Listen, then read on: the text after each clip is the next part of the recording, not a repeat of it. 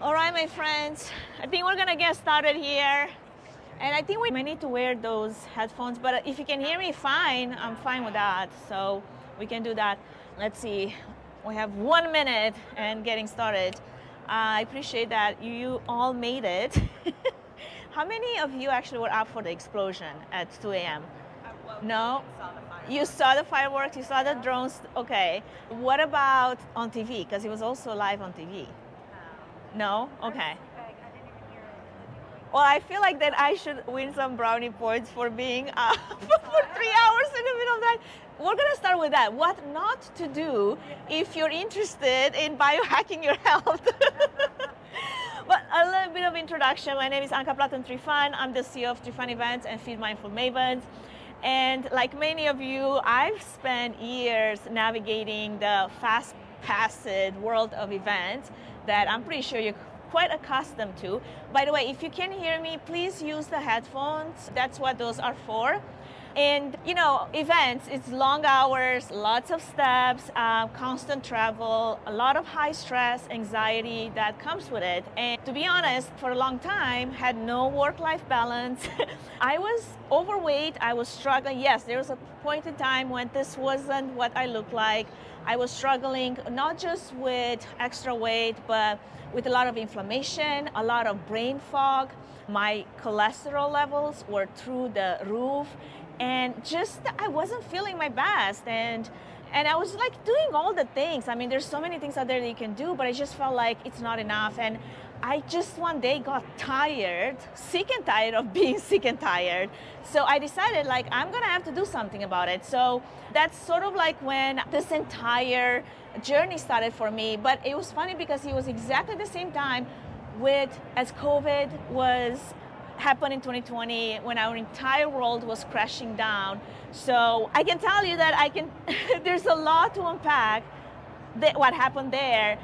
However, what I want to say here is the fact that, you know, I understand what it's like to live this chaotic life, run on coffee fumes, burn the candle at both ends, and just live a not very sustainable lifestyle. So what I want to take you from, like, what you see there is not what I've always been at. And for me, this need to invest in my own health was more of a coping mechanism during COVID, when I really wanted to explore biohacking and see how can I optimize my health, not just in the gym, but also in the office.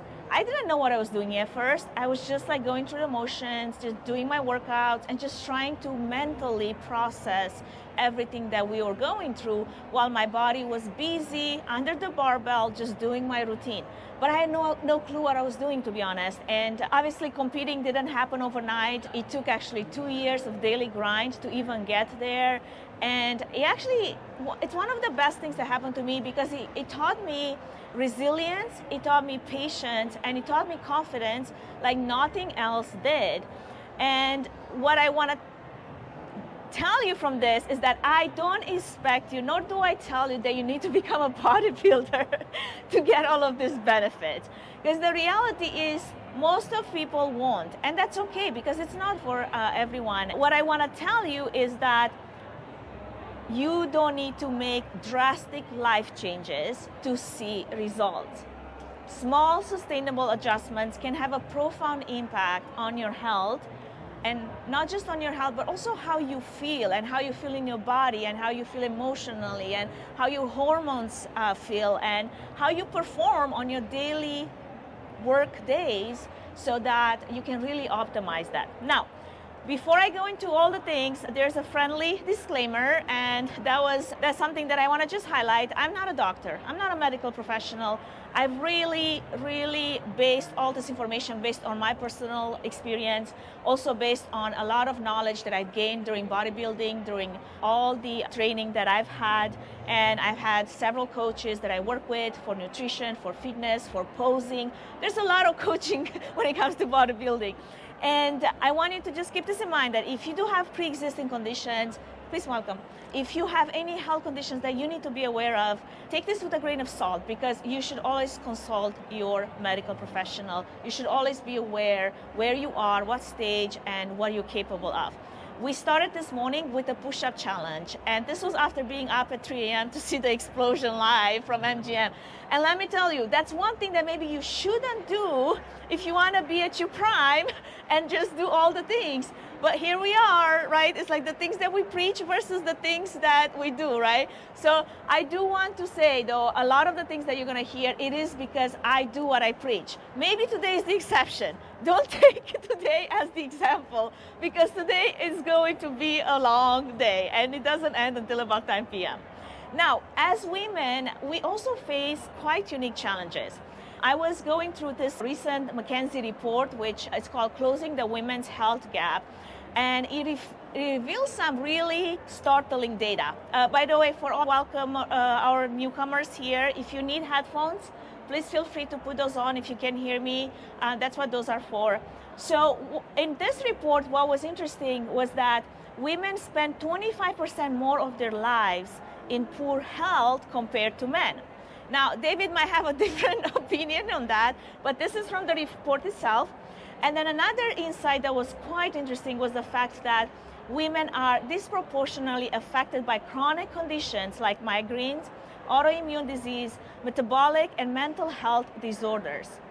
As event professionals, we're already in a high stress environment, with 41 of respondents in a 2024 Freeman report citing burnout and fatigue as the most significant challenge in their job. Our industry is demanding as it is, and if we don't take care of our own health, if we don't take proactive steps to manage our health, it can really take a serious toll. So what is biohacking?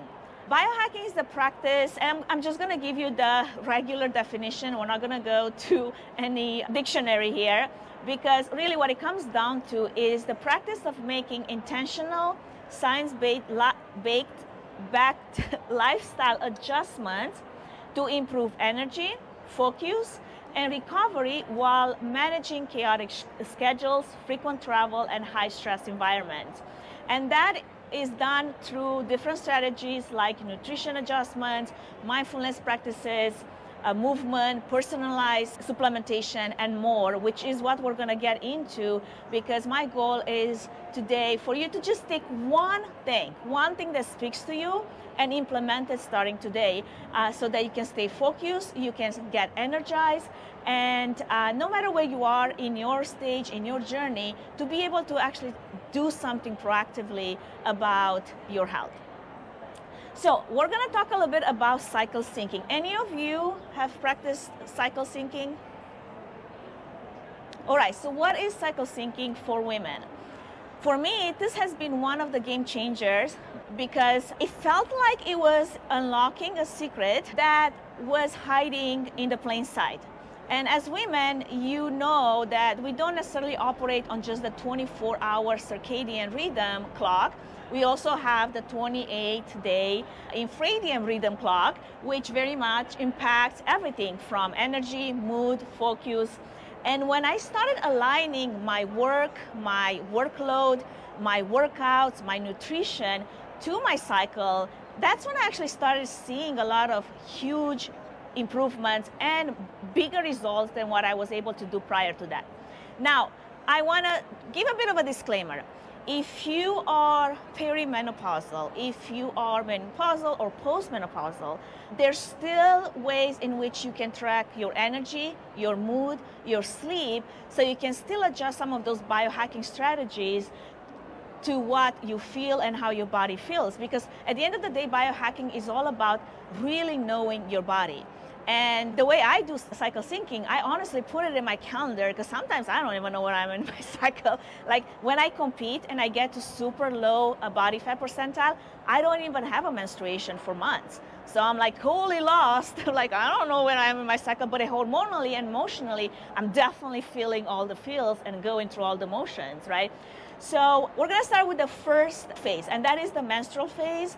Is very much, probably very aware of that, days 1 to 5. And what's interesting about this phase is that that's when your estrogen and progesterone levels are low. They're leading to very low energy levels.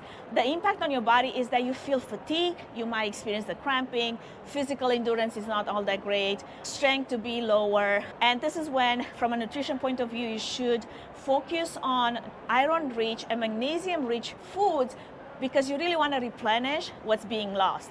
And also rest is really a priority here. So if you're into working out, opt for lighter exercises during that time. Don't go all crazy. I have done that, and I would be like, I don't know why this workout feels so hard right now, before I was like aware of where I am in my cycle. The follicular phase is days 6 to 14, and this is when your estrogen levels start to climb. So does your capacity for higher intensity exercise, cognitive tasks. This is where I would feel like a superhero, to be honest, because my energy, my creativity are at top high, and I use this phase to really do that high intensity workout, to really tackle big projects, big events, go after all the big things. Light meals, lean proteins, complex carbs really fuel this phase because you also want to give yourself energy to be able to do all the things. And then here comes the ovulatory phase, where your estrogen peaks, your testosterone rises slightly, improves your confidence and social engagement. This is important to know, especially if you're an introvert and you want to get out there and meet new people.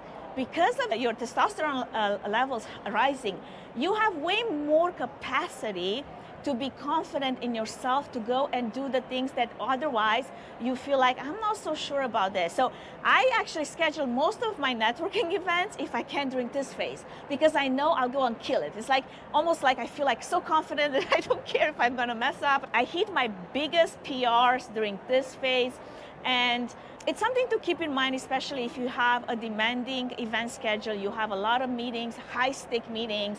If there's a way in which you have control over that, or even speaking engagements, this is the time where you should be looking at scheduling it, because you're gonna have a different confidence level and different energy level as well. And then sure enough, here comes the luteal phase, and this is what I call the hangry phase for me, because I'm sure some of you can relate, but when progesterone is up and my energy is down, my mood gets so tricky. I get hangry and it's not a good place. I wanna hide and just be by myself. And there's a lot of mood changes, irritability that comes with that, cramping, bloating, all the things. There's like, I don't feel like myself in my body. So this is when you maybe want to shift to something that's a little bit more detail-oriented task. You're inside your own head, you're doing the things, but you're not really getting out there to prove anything. Great workouts would be, I love incline walking on a treadmill. I don't enjoy running, but my heart rate can get to 145 easily on an incline walk, so something like that could easily help. All right, so what I'm trying to tell you out of all of this is slack during the menstrual and luteal phases, and then work really hard to catch up during the follicular and ovulatory phases.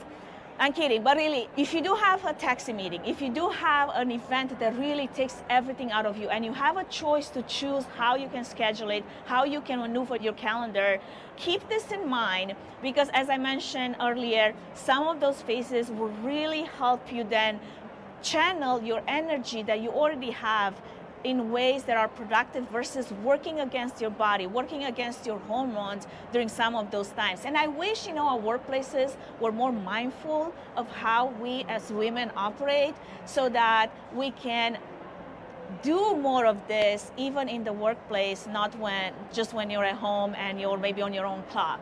As mentioned earlier, if you are perimenopausal, menopause, postmenopause, instead of focusing on the menstrual cycle, you can focus on tracking your energy, mood, sleep, all of those patterns that fluctuate throughout the day, throughout the month, so that, and wearable technology is great for that. I don't know how many of you are into the analytics that you get from your wearable technology. We're gonna go into that a little bit, just to adapt your routine accordingly. Some of the apps that you can use for this, for cycle tracking, is Clue and Flow. And then energy level tracker is more for, as I mentioned, for anyone that is postmenopausal and there's not really any menstrual cycle to track.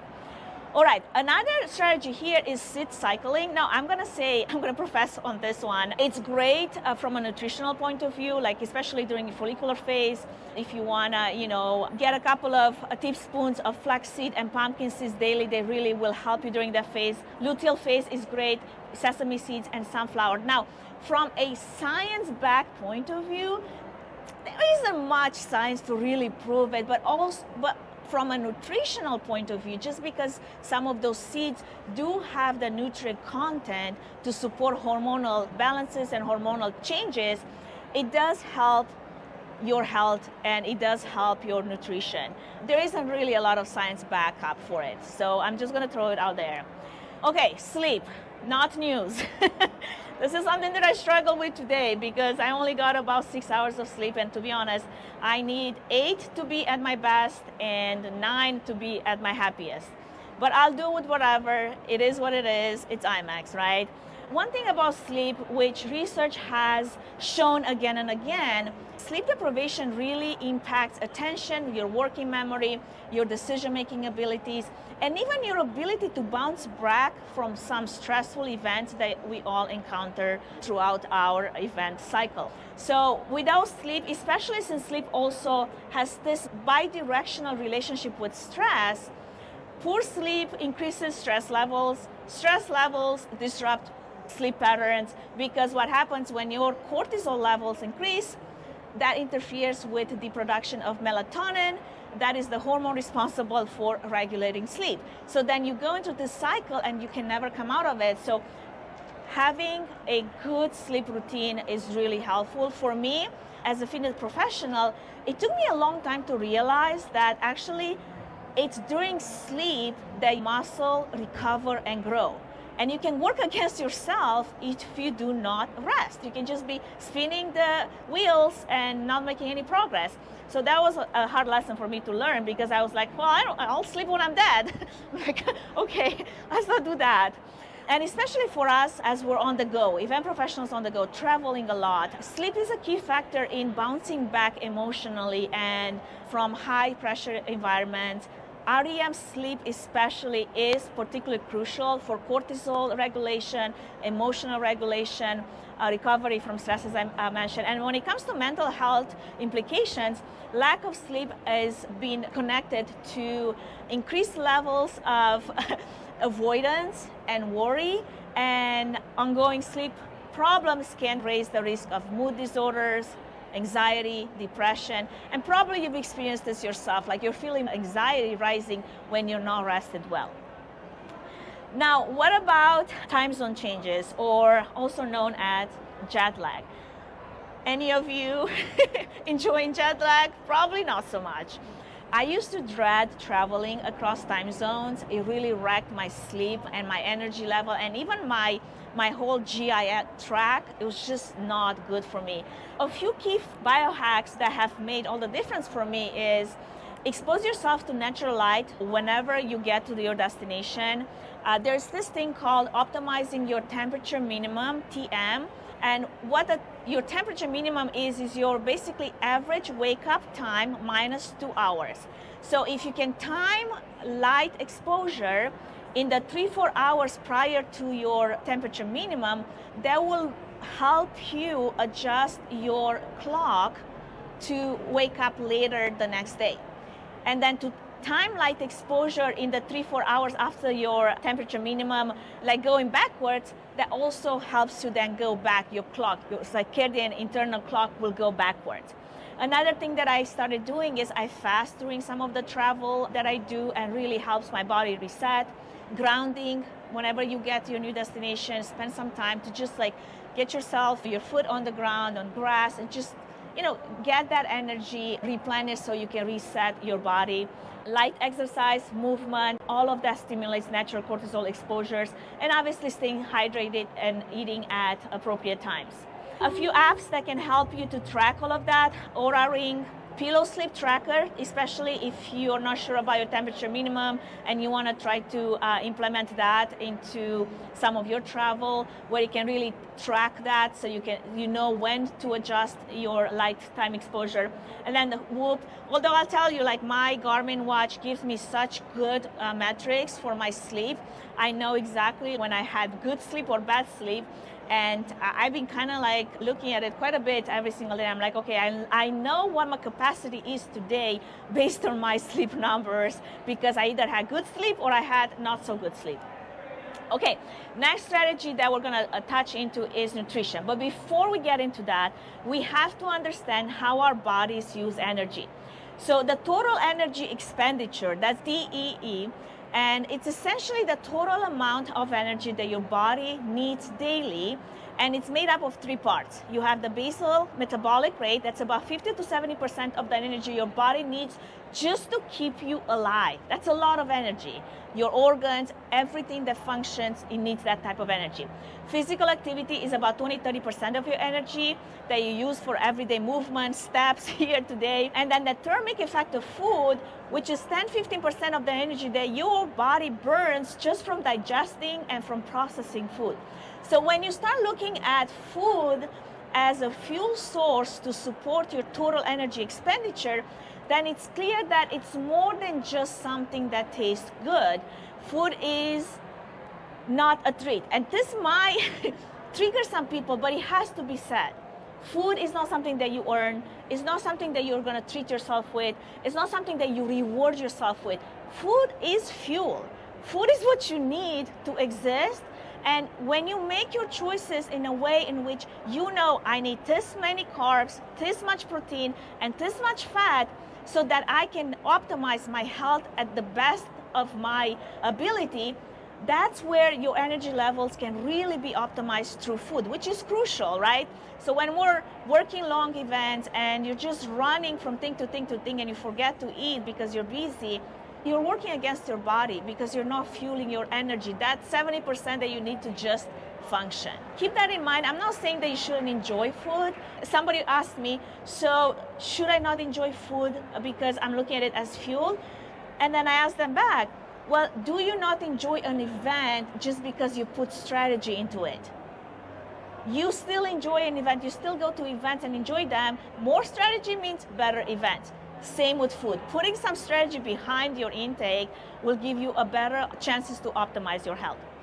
Okay, I love food now, don't get me wrong, but I have learned to adjust my macros based on where I am in my cycle, based on my activity level, based on what type of workouts I'm doing, just so I can sustain my energy during travel days, during long event days, and even avoiding the daily afternoon slump that you all feel about 2 p.m. when you're just like, your brain is just going through that postprandial dip and you're like, oh my gosh, what am I gonna feed myself now?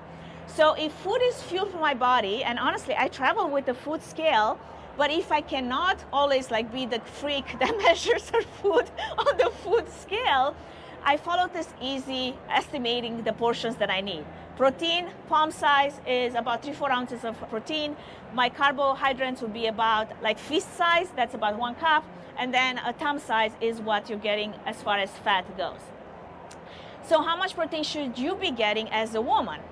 Well, I'll tell you, as much as you can muster, because the reality is after 40, we lose muscle mass at a higher percentage than prior to that.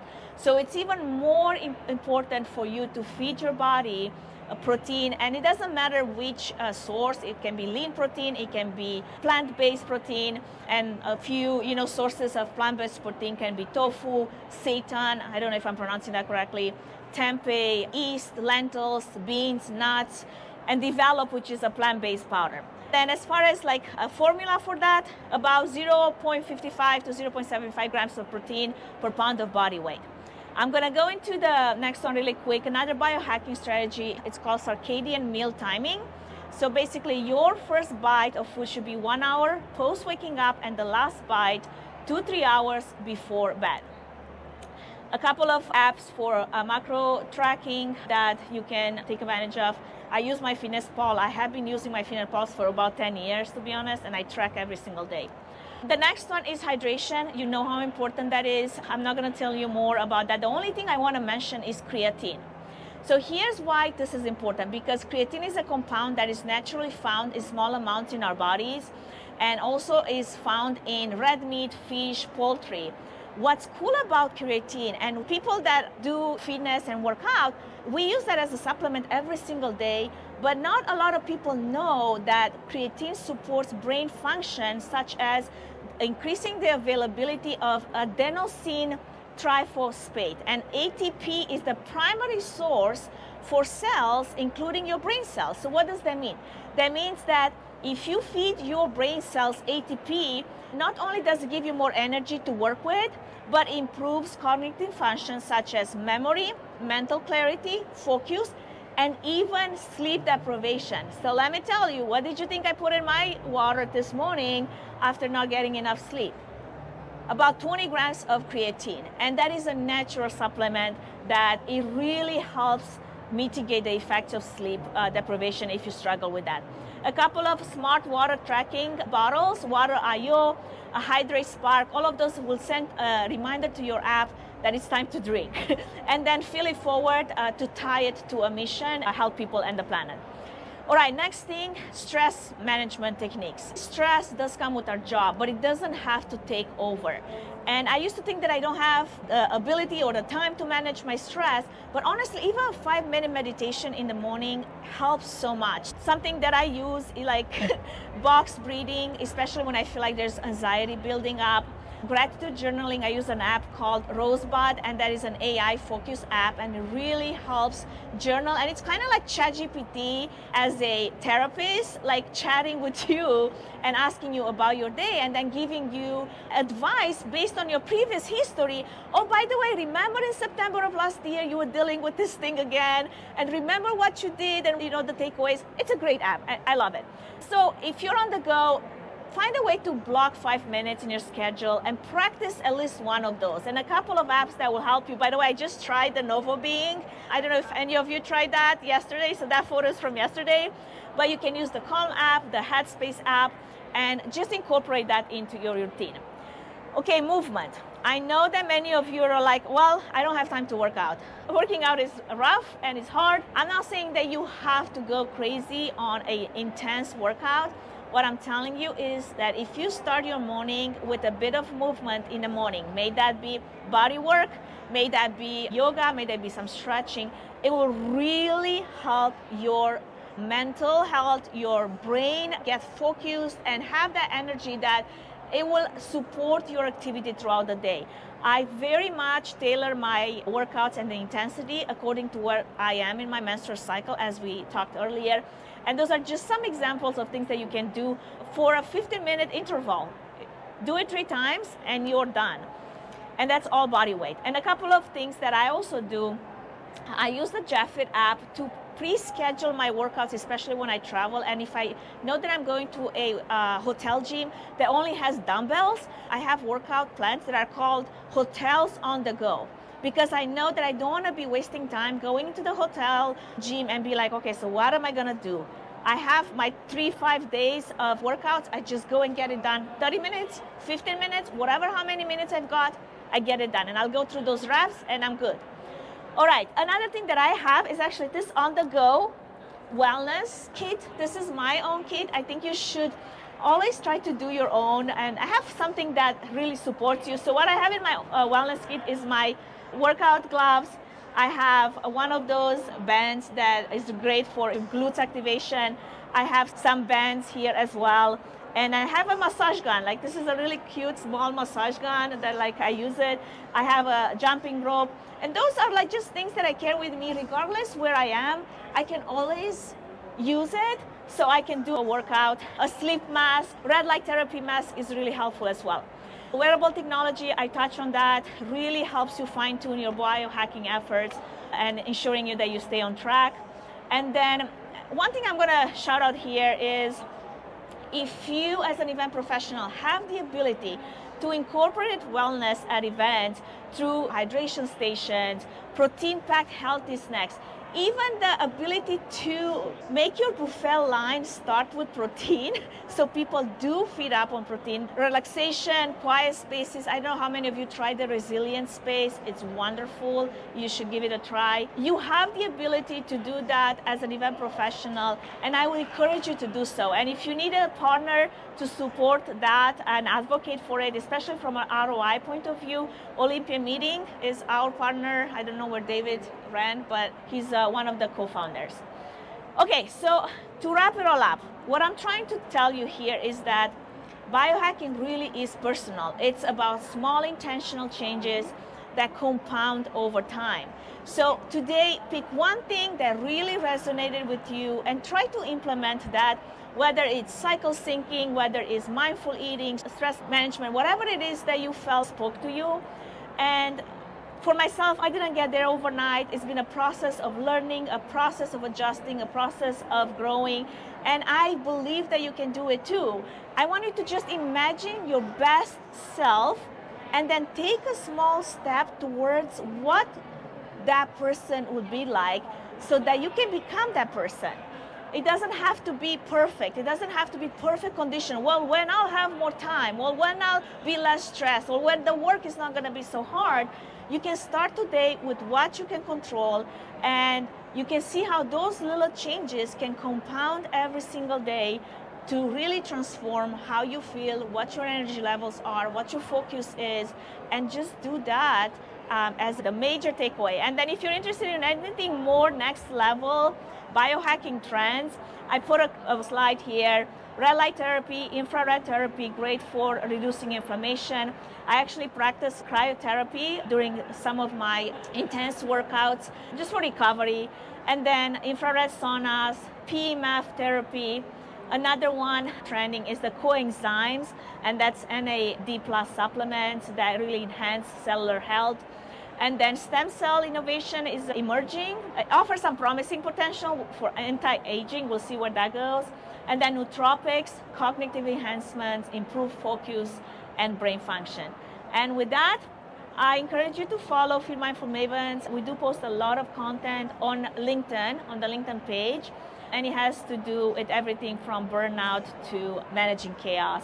And yeah, and connect with me if you have any questions. I know we don't have any more time left here, but hit me up, send me your thoughts, your questions, anything that you feel like I could be assisting you, I'd be more than happy to.